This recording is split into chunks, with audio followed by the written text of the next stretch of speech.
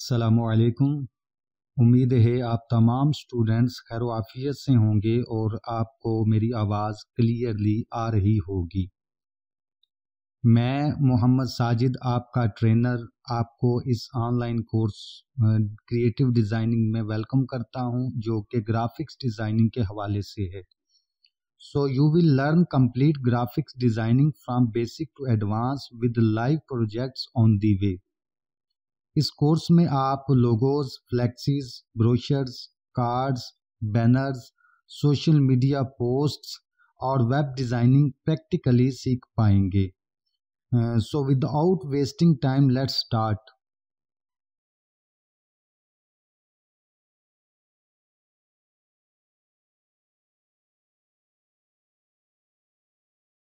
जी, उम्मीद है आपको स्क्रीन नज़र आ रही होगी। अगर स्क्रीन नज़र आ रही है तो हैंड रेज कर दें। अगर स्क्रीन नज़र आ रही तो हैंड रेज कर दें।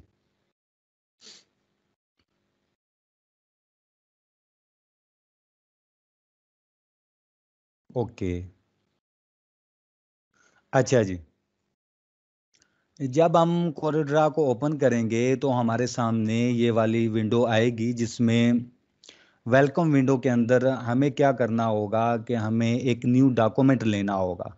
तो यहाँ पे ये न्यू की ऑप्शन मौजूद है वेलकम विंडो के अंदर। कोरोड्रा की वेलकम विंडो के अंदर हम यहाँ पे न्यू डॉक्यूमेंट लेंगे। ये न्यू पे हम क्लिक करेंगे तो आप देखेंगे कि हमारे पास एक न्यू ब्लैंक डॉक्यूमेंट आ गया है। और ये जब हम इसको ओपन करेंगे कोरोड्रा को तो हमारे सामने जो यूज़र इंटरफेस होगा वो ये वाली इस तरह की विंडो होगी। तो इसमें क्या चीज़ है कि इसके अंदर, इस विंडो के अंदर डिफरेंट पार्ट्स हैं, जिसको हम वन बाय वन देखते हैं और उनके नेम भी जो होंगे वो भी हम देखेंगे। सबसे ऊपर ये वाली बार है, सबसे टॉप पे बार है, इसको हम टाइटल बार कहते हैं। क्या कहते हैं? टाइटल बार, टॉप वाली बार। इसमें क्या होता है, तो जिस प्रोग्राम के अंदर हम काम कर रहे होते हैं उसकी इंफॉर्मेशन होती है। जैसे कि यहाँ पे हम कोरोड्रा 12 के अंदर इसको हमने ओपन किया हुआ है और यहाँ पे कोरोड्रा 12 जो है इसकी इंफॉर्मेशन यहाँ पे मौजूद है, लिखा हुआ है। और नेक्स्ट जो होता है उस फाइल का जो नेम होता है वो आता है। यहाँ पे ग्राफिक 1 इस फाइल का नेम है। चूंकि अभी हमने इसको सेव नहीं करवाया और इसलिए इसका कोई स्पेसिफिक नेम नहीं है, तो बाय डिफॉल्ट जो नेम इस सॉफ्टवेयर ने साथ एसोसिएट करना होता है ग्राफिक 1 की सूरत में, वो यहाँ पे आ रहा है टाइटल बार। अगर दूसरी तरफ देखें तो यहाँ पे हमारे पास कुछ कंट्रोल्स हैं, कंट्रोल मेन्यू बॉक्स है, जिसके अंदर हम हमारे पास ये 3 बटन्स होंगे, जिससे हम अपनी विंडो को मिनिमाइज कर सकते हैं, मैक्सिमाइज कर सकते हैं और उसके साथ साथ जो है इसको क्लोज भी कर सकते हैं। अच्छा, तो इसके नीचे आ जाएं, ये हमारे पास जो टाइटल बार है, टाइटल बार से नीचे आ जाएं, हमारे पास मेन्यू बार मौजूद है। मेन्यू बार के अंदर डिफरेंट मेन्यूज होते हैं और उन मेन्यूज के अंदर हर एक के अंदर डिफरेंट फीचर्स एंड ऑप्शन मौजूद होती हैं। तो ये हो गया हमारे पास मेन्यू मेन्यू बार के अंदर। जैसे ये फाइल का मेन्यू है, एडिट का मेन्यू है, व्यू का मेन्यू है, लेआउट का मेन्यू है, अरेंज का मेन्यू है, तो ये सारे मेन्यूज यहाँ पे मौजूद हैं मेन्यू बार के अंदर। अच्छा, इससे अगर हम नीचे आए तो यहाँ पे हमारे पास जो है वो स्टैंडर्ड बार मौजूद है। इसको स्टैंडर्ड बार कहते हैं। यानी स्टैंडर्ड बार के अंदर कुछ ऑप्शंस होती हैं, जैसे कि फाइल को ओपन करना, सेव करना, प्रिंट करना वगैरह वगैरह। तो ये इस स्टैंडर्ड बार के अंदर होंगी। स्टैंडर्ड बार के नीचे आए तो यहाँ पे हमारे पास प्रॉपर्टी बार है, इसको बोलते हैं प्रॉपर्टी बार। तो प्रॉपर्टी बार से में क्या होता है,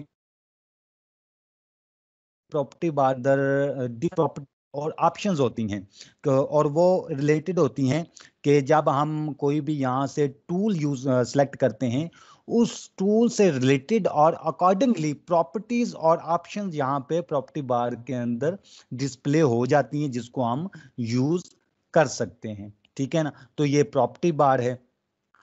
अब नीचे आए तो यहाँ पे ये जो जितना भी वाइट एरिया है ये ड्राइंग एरिया कहलाता है। ये सारा ड्राइंग एरिया है जिसके अंदर हम काम करते हैं, वर्किंग एरिया भी कह सकते हैं, लेकिन इसको हम अपनी ड्राइंग करते हैं, डिजाइनिंग करते हैं, ये सारा कुछ इसके अंदर हम करते हैं। ठीक है ना, तो ये हमारे पास ड्राइंग एरिया है। तो यहाँ पे ड्राइंग एरिया के अंदर यहाँ पे ये आपको जो बॉक्स नजर आ रहा है, इस बॉक्स को कहते हैं, ये है प्रिंटेबल एरिया। प्रिंटेबल एरिया यानी जो भी ड्राइंग और जो भी हम इसके अंदर काम करेंगे वो प्रिंट हो सकेगा। ठीक है ना, इससे बाहर हम ड्राइंग करेंगे, ड्राइंग तो हो जाएगी, डिजाइनिंग भी हो जाएगी, कोई प्रॉब्लम नहीं है, लेकिन वो जो काम करेंगे वो प्रिंट नहीं हो सकेगा। प्रिंट वही होगा जो इस प्रिंटेबल एरिया के अंदर मौजूद होगा। ठीक है ना, तो ये प्रिंटेबल एरिया है।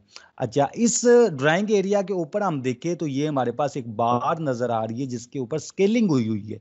ठीक है ना, और यहाँ पे आप देखें तो इंचेस के अंदर ये स्केलिंग है, तो इसको कहते हैं रूलर। तो ये रूलर मौजूद है जिसकी मदद से हम अपने डिजाइन को, अपने पेज को मैयर कर सकते हैं। अपने जो भी हम ड्रा करते हैं और जो भी शेप ड्रा करते हैं, इन चीज़ों को हम इसकी मेजरमेंट कर सकते हैं। और यहाँ पे बाय डिफॉल्ट जो है वो इंचेस की सूरत में आ रही है।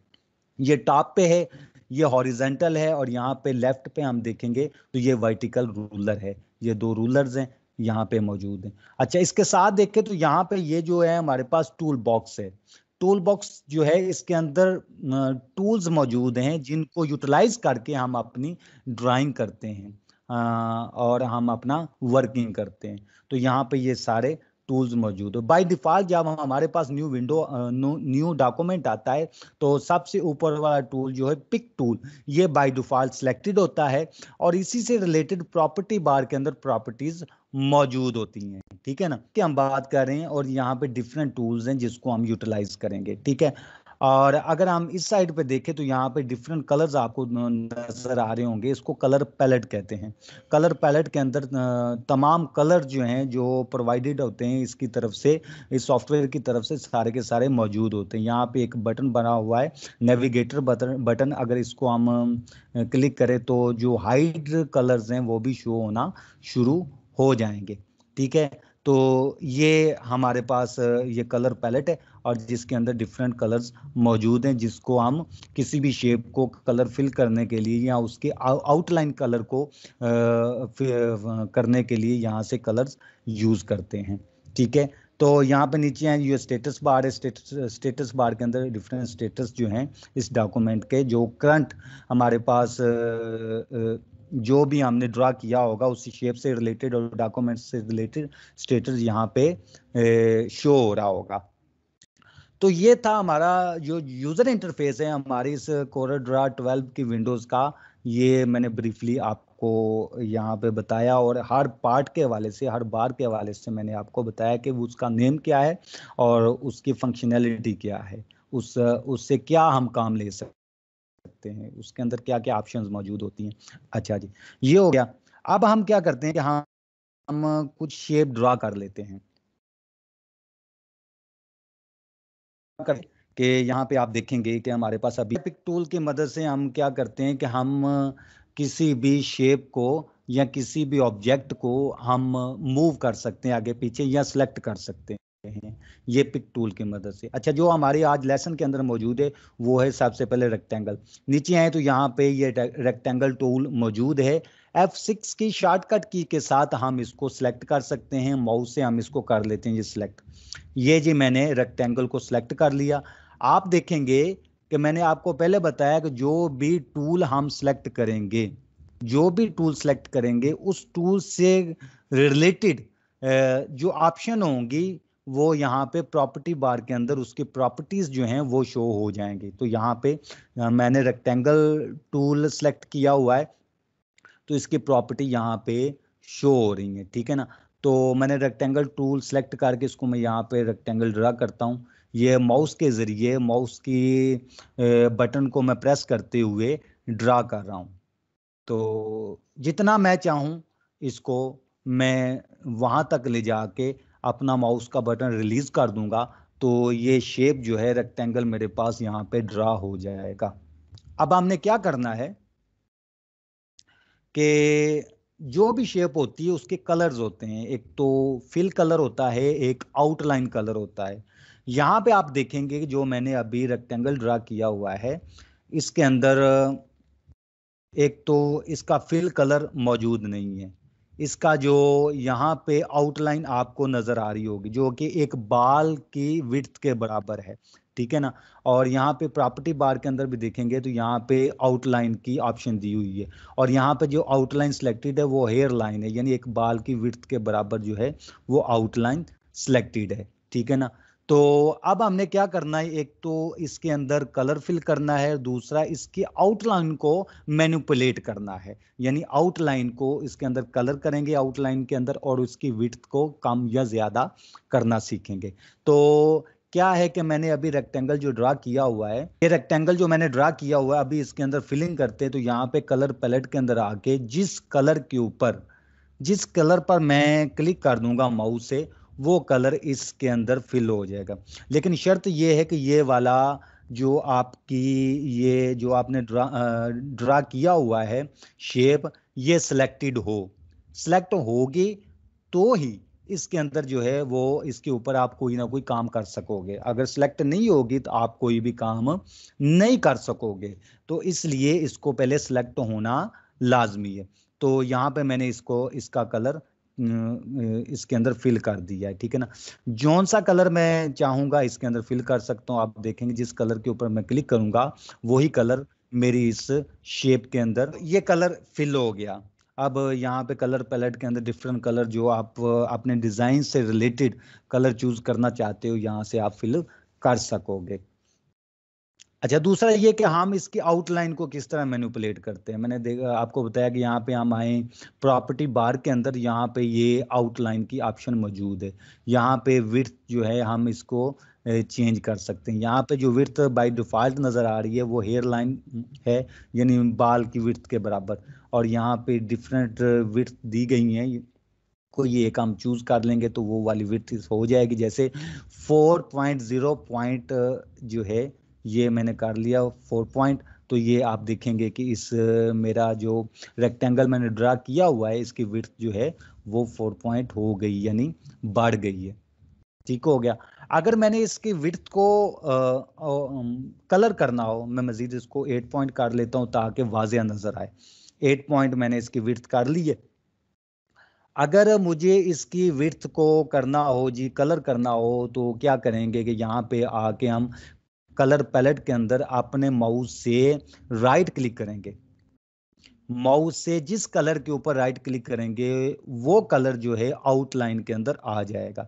लेट्स से कि मैं यहाँ पे ये वाला ब्लू कलर है इस पे राइट क्लिक करता हूँ माउस से, तो आप देखेंगे कि मेरी आउटलाइन का कलर भी वही हो जाएगा जिस पे मैं राइट क्लिक करूँगा। तो ये इस तरह से मैं अपनी शेप की कलर को फिल करता हूँ, उसके अंदर कलर फिल कर सकता हूँ, और साथ साथ जो आउटलाइन है उसको मैनिपुलेट कर सकता हूँ, उसकी विड्थ कम ज्यादा कर सकता हूँ, और साथ साथ जो है हम क्या कर सकते हैं कि उसके कलर को भी चेंज कर सकते हैं, ठीक है ना।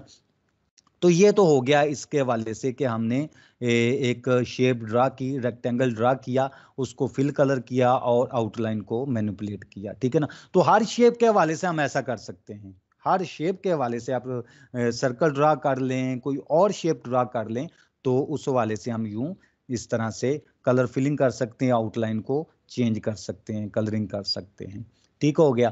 तो ये था हमारा रेक्टेंगल के हवाले से। अच्छा, अब अगर हमने ये कलर जो हमने फिल किया हुआ है, अगर ये कलर हम रिमूव करना चाहते हैं, कलर रिमूव करना चाहते हैं, तो आप देखेंगे अभी मैंने इसको मूव करना है एक जगह से दूसरी जगह रेक्टेंगल, तो उसके लिए मुझे यहाँ से पिक टूल लेना पड़ेगा। ये पिक टूल मैंने सेलेक्ट किया यहाँ से, और ये इसको मैं उठा के इधर मैंने मूव कर दिया, यानी पिक टूल की मदद से मैं आगे पीछे मूव कर सकता हूँ, ठीक है। तो ये मैंने मूव कर दिया। आप देखेंगे कि ये इसके अंदर मेरे कलर फिलिंग हुई हुई है। कैसे आपको नजर आएगा कि जैसे ये पीछे बॉक्स है, प्रिंटेबल एरिया है, इसकी लाइंस जो हैं इसके ऊपर मैंने अपने इस रेक्टेंगल को रखा हुआ है, लेकिन वो लाइन नजर नहीं आ रही। इट्स मीन कि इसके अंदर कलर फिल हुआ हुआ है। अब मैं इसकी जो फिलिंग है उसको रिमूव करना चाहता हूँ, तो क्या करूंगा, इधर आके कलर पैलेट के अंदर आके यहाँ पे ये क्रॉस का सिंबल आपको नजर आ रहा होगा, इसके ऊपर अगर मैं क्लिक करूंगा, इस क्रॉस के बटन पे क्लिक करूंगा, तो क्या होगा कि आप देखेंगे कि इसका अंदर जो कलर फिल हुआ हुआ है वो रिमूव हो जाए। इसको आप इस तरह से भी देख सकते हो कि इसके अंदर कलर जो है रिमूव हो गया है, अब ये ट्रांसपेरेंट हो गया है। ट्रांसपेरेंट मीन कि इसका जो कलर है, बैकग्राउंड कलर कह लें या इसका फिलिंग कलर कह रहे, वो नहीं है। ये आप देख रहे हैं कि ये जो हमारा प्रिंटेबल एरिया, इसकी जो ये वाली लाइन है, ये आपको वाजिया इसमें से नजर आ रही होगी, तो इट्स मीन कि इसका कलर रिमूव हो गया, ठीक है ना।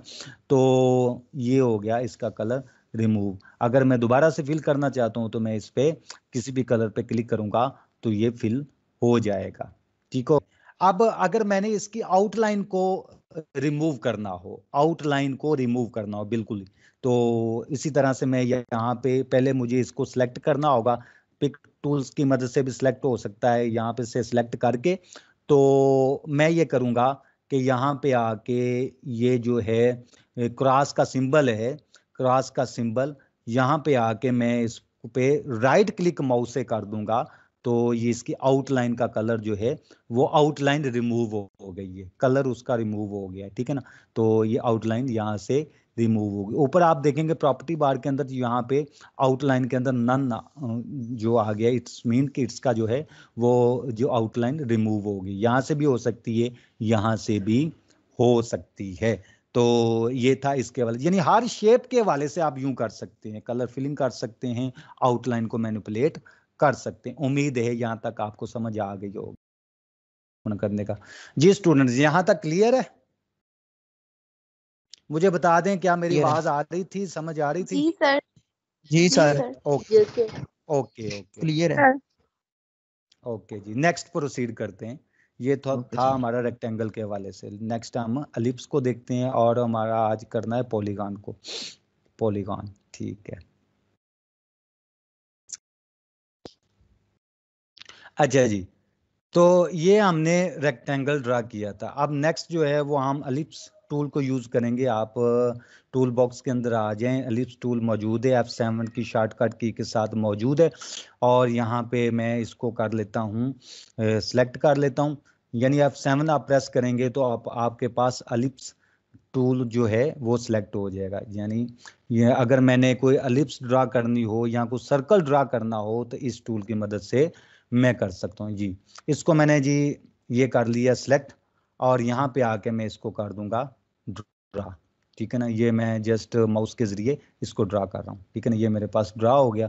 बाकी जो है इसकी कलर फिलिंग और आउटलाइन मैंने आपको बता दी है पहले से ही, वो सारी की सारी चीजें इस पे हम कर सकते हैं, ठीक है। और चीज क्या कर सकते हैं इसके अंदर, हम कर सकते हैं यहाँ पे प्रॉपर्टी बार के अंदर आ जाएं तो यहाँ पे ये एलिप्स की डिफरेंट शेप्स मौजूद हैं। यानी अगर हम इस पे, मैं इसको सिलेक्ट करूंगा तो आप देखेंगे ये पाई की सूरत में आ जाएगा, ठीक है ना। अगर मैं इस पे क्लिक करूंगा तो ये एक आर की सूरत में आ जाएगा, ठीक है ना। तो यहाँ से हम इसकी डिफरेंट शेप जो हैं वो भी ले सकते हैं। अगर इसको एलिप्स के ऊपर करूंगा तो ये कंप्लीट सर्कल आ जाएगा, ठीक है ना। और बाकी ये आउटलाइन वैसे ही है। तो यहाँ से भी आप इनको भी ट्राई कीजिएगा, ठीक है। अगर मैंने बिल्कुल सेम रेडियस का सर्कल ड्रा करना हो तो मुझे कंट्रोल की प्रेस करना होगी। कंट्रोल की प्रेस करके जब मैं ड्रा करूंगा तो बिल्कुल सेम रेडियस का सर्कल मेरे पास ड्रा हो जाएगा, ठीक है ना। तो ये मेरे पास सर्कल ड्रा हो गया है।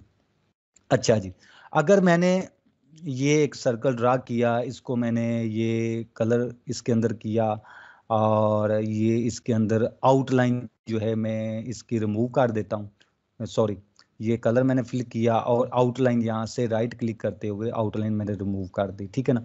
अब सेम रेडियस का सर्कल, यानी इससे एक छोटा सर्कल मुझे लेना हो तो क्या करूँगा, इसी सर्कल को मैं डुप्लीकेट कर लेता हूँ। डुप्लीकेट कैसे, कि सबसे पहले मैं इसको सेलेक्ट रखूंगा, ये मेरे पास सेलेक्ट है, मैं कंट्रोल प्लस डी की शॉर्टकट की यूज करूंगा। कंट्रोल प्लस डी, ये कंट्रोल प्लस डी जब मैंने प्रेस किया तो मेरे पास ये डुप्लीकेट वही सेम रेडियस का सर्कल जो है वो मेरे पास डुप्लीकेट की सूरत में आ गया। तो वो इसको मैं इधर कर लेता हूँ साथ, तो उसका कलर मैं चेंज कर सकता हूँ। तो ये इस तरह से मैं कोई भी ऑब्जेक्ट मैंने डुप्लीकेट करना हो, यानी सेम प्रॉपर्टीज के साथ मैंने वो ऑब्जेक्ट डुप्लीकेट करना हो, तो कंट्रोल प्लस डी की शॉर्टकट की के साथ मैं कर सकता हूँ। ठीक है ना। तो ये हो गया हमारे पास एलिप्स और सर्कल। और इसी तरह से नेक्स्ट जो है वो हम देख लेते हैं कि हमें क्या करना है। अच्छा, बाज़-औक़ात यहाँ पे मैं आपको इस सर्कल का हम पढ़ रहे हैं, यहाँ पे मैं दिखाता हूँ कि बाज़-औक़ात ऐसा होता है कि हमें कुछ लोगो डिज़ाइन करने के वाले से सर्कल टू सर्कल बनाने पड़ते हैं। तो उसके लिए ये 2 सर्कल बन गए, तो इसको हम क्या करते हैं, ये सर्कल इस सर्कल के ऊपर मैं लेके आता हूँ, ठीक है ना, और इसको मैं करता हूँ छोटा, यानी यहाँ से मैं पकड़ के इसको छोटा करता हूँ। ये आप देखेंगे मैं जो है एक तो शिफ्ट की प्रेस की हुई है। शिफ्ट की प्रेस करने से क्या होगा कि यहाँ पे इसका सेंटर है वो अपने सेंटर पे ही रहेगा, और अपने सेंटर से के अकॉर्डिंगली ये इसका साइज छोटा होता जाएगा। ये आप देख रहे हैं कि मैं शिफ्ट की प्रेस की हुई है और इसको मैं कर रहा हूँ, मूव कर रहा हूँ, इसका साइज, इसको रीसाइज कर रहा हूँ, तो आप देखेंगे कि अपने सेंटर से ये रीसाइज हो रहा है। ठीक है ना। तो इससे ये होता है कि जो हमारी बैक पे जो पहले से शेप मौजूद है उसी के सेंटर पे हमारा जो है वो दूसरी शेप मौजूद रहती है। तो यहाँ पे आके मैं इसको छोड़ देता हूँ, इसका कलर डिफरेंट कर देता हूँ, यहाँ इसका कलर मैं रिमूव कर देता हूँ। अगर रिमूव करूँगा तो ज़ाहिर है वो बैक पे दूसरा, तो उसका कलर सामने आ जाएगा। ठीक है ना। तो ये इस तरह से 2 सर्कल मैंने करके तो एक शेप बना दी। अब ये 2 डिफरेंट है, अलग अलग हैं। अब मैं इनको करना चाहता हूँ कि ये एक शेप बन जाए, ताकि मैं इनको मूव करूँ, इन पे काम करूँ, तो एक शेप की सूरत में मैं इनसे मैनिपुलेट कर सकूँ। तो इसके लिए मैं क्या करना है, ये एक नई चीज़ है, आपने पहले मैं नहीं देखी होगी मेरे लेसन में, अभी मैं दिखा रहा हूँ। तो ये आपको ये बता रहा हूँ, तो ये इसको गौर से देख लें कि मैं क्या करता हूँ कि इन दोनों को मुझे सेलेक्ट करना होगा। ये कैसे सेलेक्ट करना होगा कि मैं पिक टूल लिया, यहां से मैं ड्रैग करता नीचे आऊंगा, ये ड्रैग करता आऊंगा, तो ये दोनों शेप जो हैं ये सिलेक्ट हो जाएंगे। अब ये दोनों शेप सेलेक्ट हो जाएंगे, जैसे मैं इसको मूव करूंगा एक जगह से दूसरी जगह, तो आप देखेंगे कि ये दोनों ही मूव हो रही हैं। क्यों मूव हो रही हैं? इसलिए कि ये दोनों शेप्स मेरे पास सेलेक्ट हो गई हैं। अब ये परमानेंट आपस में जो है वो कनेक्ट नहीं रहेंगी, परमानेंट इनका ग्रुप नहीं रहेगा, क्योंकि जैसे मैंने सिलेक्शन जो है इनकी रिमूव की, तो आप देखेंगे कि इनका ग्रुप जो है वो भी टूट गया है। अब वो जस्ट ये वाली जिसको मैं सिलेक्ट करूंगा वो ही आगे पीछे मूव होगी। तो इसके लिए मुझे क्या करना है कि परमानेंट इनका ग्रुप रहे। तो ये जरा आप अटेंटिवली इसको देखें कि मैं क्या करूंगा कि इसको पहले मैंने सिलेक्ट कर लिया, ये दोनों शेप्स को मैंने सिलेक्ट किया हुआ है। अब आप जाएंगे ऊपर मेन्यू बार के अंदर, मेन्यू के अंदर जाके आप ये अरेंज के मेन्यू में जाएंगे। जब अरेंज के मेन्यू में जाएंगे, यहाँ पे ग्रुप की ऑप्शन मौजूद है कंट्रोल प्लस जी की शॉर्टकट की के साथ। ये शॉर्टकट कीज भी आपको याद रखना होगी बिल्कुल। ये कंट्रोल प्लस जी की शॉर्टकट की के साथ ग्रुप की ऑप्शन मौजूद है। जब मैं इस पे क्लिक करूंगा तो हमारे पास ये जो है ये दोनों शेप्स आपस में ग्रुप बन गई। आप देखेंगे कि अब दोनों को एक दफ़ा सेलेक्ट नहीं करना पड़ता, बस इस तरह जिस तरह एक शेप के साथ हम मैनिपुलेट करते हैं उसी तरह से हम इसको जस्ट क्लिक किया और ये सिलेक्ट हो गई, और इसको आगे पीछे में इस तरह से मूव कर सकता हूं। ठीक है ना। तो ये इस तरह से हम ग्रुपिंग कर सकते हैं, शेप्स की ग्रुपिंग कर सकते हैं। अगर आप करते हैं कि इनको मैं सेपरेट करना चाहता हूं, ठीक है ना, कि हाँ ये दोनों शेप सेपरेट हो जाएं, इनकी ग्रुपिंग जो है वो खत्म हो जाए, रिमूव हो जाए, तो क्या करना होगा कि इसको सिलेक्ट करेंगे। सिलेक्ट करने के बाद उसी तरह से अरेंज के मेन्यू में जाएंगे। अरेंज के मेन्यू में जाने के बाद इसको अनग्रुप कर देंगे कंट्रोल प्लस यू के साथ। जब हम ऐसा करेंगे तो आप देखेंगे कि ये हमारे पास अनग्रुप हो गए हैं। ठीक है ना। तो ये अनग्रुप हो गए, तो ये इस तरह से आप इन दोनों को अलग अलग सेपरेट कर सकते हैं। तो ये हमने ग्रुपिंग भी सीख ली, अनग्रुपिंग भी सीख ली, किसी शेप को डुप्लीकेट करना है वो भी हमें पता चल गया। ठीक हो गया। अच्छा, यहाँ पे हमारे पास जो हमने रेक्टेंगल ड्रा किया था इस पे हम थोड़ा सा काम कर लेते हैं। यानी इसको यहाँ से पकड़ के मैं इसका साइज जो है वो इंक्रीज कर लेता हूँ, ये साइज बढ़ गया ताकि वाजिया हो जाए। ये सर्कल मैं साइड पे कर लेता हूँ, ये सर्कल मैंने साइड पे कर लिया, इसको मजीद मैं कर लेता हूँ। और इसके साथ साथ इसकी जो आउटलाइन है वो भी मैं ले आता हूँ। यहाँ प्रॉपर्टी बार के अंदर जाएंगे तो आउटलाइन में इसको 4 पॉइंट कर देता हूँ, या आउटलाइन 8 कर देता हूँ ताकि वाज़ेह नजर आए। ठीक है ना, ये आउटलाइन मैंने इसके ले आया। अब मैं क्या करना चाहता हूँ कि इसके जो कॉर्नर हैं वो राउंड करना चाहता हूँ, ये इसके कॉर्नर राउंड करना चाहता हूँ। तो यहाँ पे आप देखेंगे प्रॉपर्टी बार के अंदर ये राउंड कॉर्नर की 4 ऑप्शंस मौजूद हैं। ये हमारा लेफ्ट रेक्टेंगल कॉर्नर है टॉप वाला, और ये राइट कॉर्नर है टॉप वाला, ये बॉटम वाला लेफ्ट कॉर्नर है, और ये बॉटम वाला राइट कॉर्नर है। ठीक है ना, तो इसकी वैल्यू मैं यहाँ पे स्पेसिफाई कर दूंगा, उसी वैल्यू के अकॉर्डिंगली ये यहाँ पे राउंड होना शुरू हो जाएंगे। लेट्स से कि मैं इसकी वैल्यू करता हूँ 20 पॉइंट। ठीक है ना, एंटर करूंगा तो ये 20 पॉइंट के हवाले से यहाँ पे ये कॉर्नर जो है वो राउंड हो गया है। इसी तरह से मैं इसको करता हूँ 20 और एंटर प्रेस करूंगा तो आप देखेंगे कि ये इसी तरह से ये 20 पॉइंट पे यहाँ पे ये हमारे पास इसका कॉर्नर जो है रेक्टेंगल का राउंड हो गया। इस तरह से ये लेफ्ट बॉटम जो है इसको भी 20 पॉइंट पे मैं करूंगा तो ये उसी वैल्यू पे राउंड हो गया, और ये वाला जो है ये भी 20 पॉइंट पे यहाँ पे राउंड हो गया। तो इस तरह से हम अपने जो रेक्टेंगल है, रेक्टेंगल के कॉर्नर्स को भी राउंड कर सकते हैं।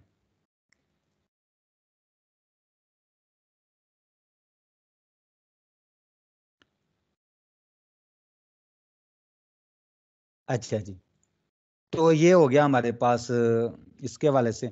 नेक्स्ट हम देखते हैं हमारे पास टूल बॉक्स के अंदर हम नीचे आए तो यहाँ पे ये हमारे पास ग्राफ पेपर टूल मौजूद है।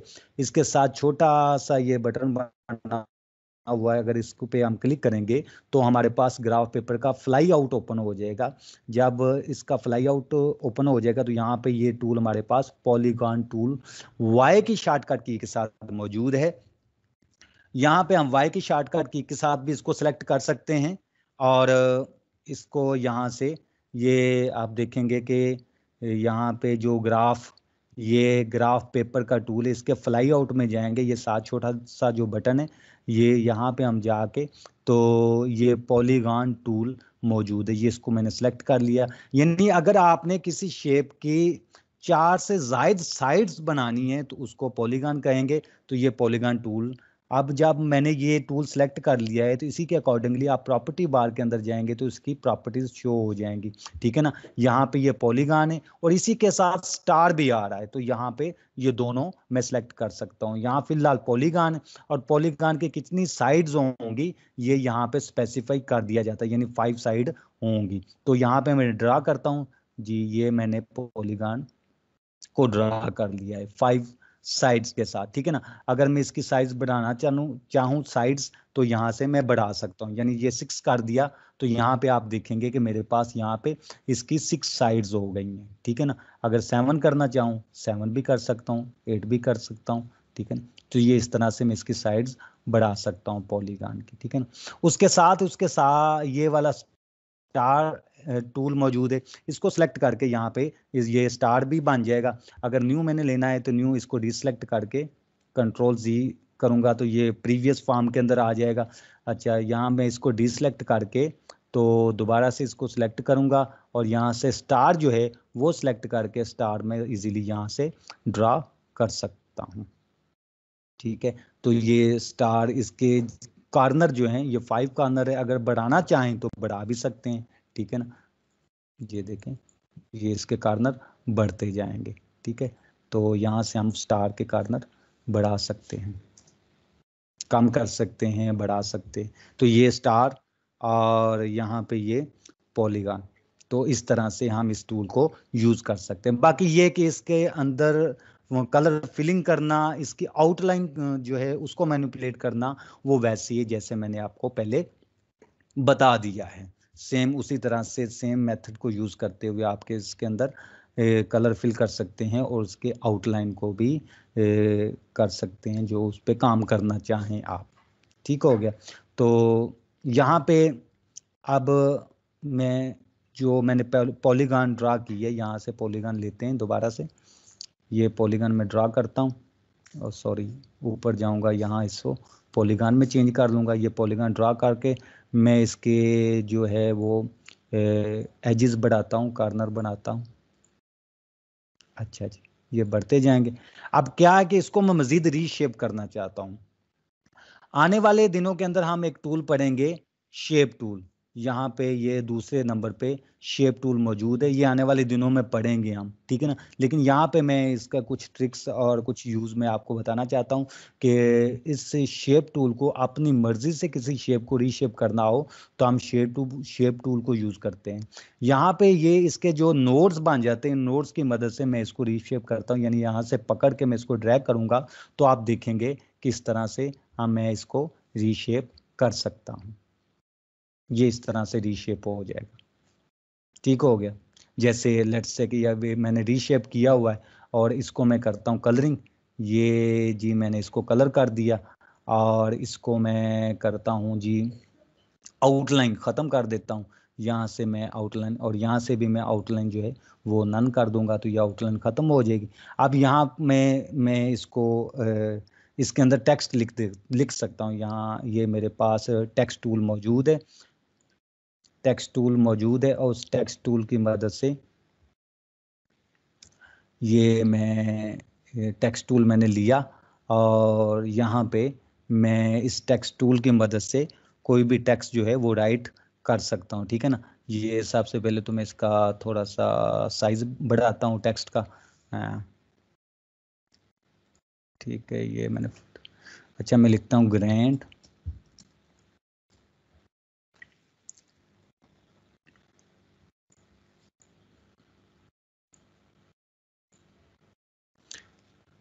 ग्रैंड और एंटर प्रेस करूँगा तो नीचे वाली लाइन में आ जाऊँगा, ठीक है ना।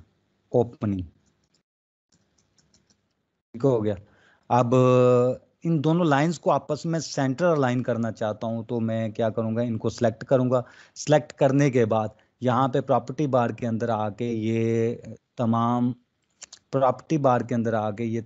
सेंटर यहाँ पे अलाइनमेंट मौजूद है।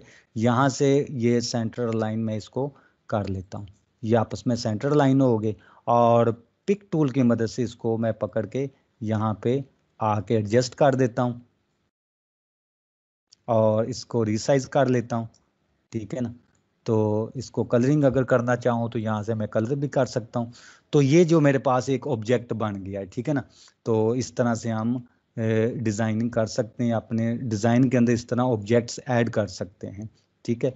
तो ये हमने किससे किया, ये पॉलीगॉन टूल की मदद से इसको शेप बनाई और फिर शेप टूल की मदद से इसको रीशेप करके तो हमने ये इस तरह से इसकी एक शेप बना ली है और जिसके ऊपर ग्रैंड ओपनिंग के हवाले से हमने इसके ऊपर टेक्स्ट ऐड कर दिया। तो उम्मीद है आपको ये आज का लेसन जो है ये बिल्कुल समझ आ गया होगा और इसमें कोई किसी किस्म की भी एम्बेगुइटी नहीं होगी, कोई किसी किस्म की कंफ्यूजन नहीं होगी। जी स्टूडेंट्स, दोबारा से मैं आपको ले आया हूँ यहाँ पे कोरेड्रा पे। उम्मीद है आपको कोरेड्रा की विंडो नज़र आ रही होगी। अच्छा, यहाँ पे जब हम अपना काम कर लेते हैं, अपनी डिज़ाइनिंग कर लेते हैं तो फिर हमें क्या करना होता है, हमें इसको सेव करवाना होता है। तो सेव करवाने के लिए हम जाएंगे फाइल के मेन्यू के अंदर। फाइल के मेन्यू के अंदर जाके हम यहाँ पे सेव की कमांड मौजूद है Ctrl+S की शॉर्टकट की के साथ। जब हम इस पे क्लिक करेंगे तो हम जब मैं करूँगा तो यहाँ पे सेव का अलग बॉक्स आएगा। यहाँ सेव करवाना चाहता हूँ तो यहाँ पे मैं डेस्कटॉप चूज करूंगा। उसके बाद फाइल नेम के अंदर मैं इसका कोई भी फाइल का नेम टाइप कर दूंगा। तो इसका लेट्स से कि मैं इसका फाइल का नेम टाइप करता हूँ